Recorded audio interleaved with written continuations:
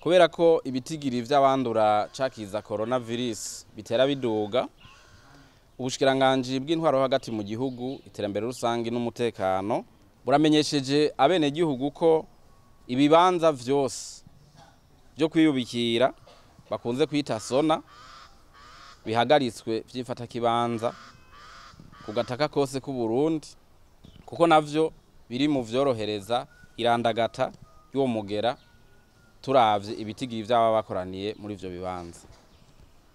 Kubivyo rero bukaba buhamagariye bene ivyo bibanza guca bavyugara ubunyene bacumva iri tangazo gushika hasohotse iyindi ngingo.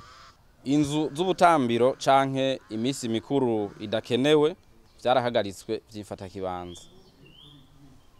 Aha rero kuri iyi ngingo twagira turamenyeshe yuko hariho abica amatwi. Nukuvuga yuko ibiteramo, amahiganwa, ibikorane birekuwe vyonyene ari ibijanye no guhimbaza Imana.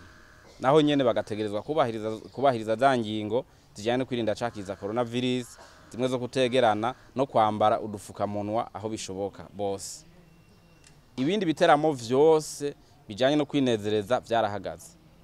Aha rero ubushikiranganji burabona yuko hariho abajejwe intwaro n'abajejwe igipolisi umengo bagomba gufata minenegwe ino ngingo, ntibashaka kwishira mu ngiro neza.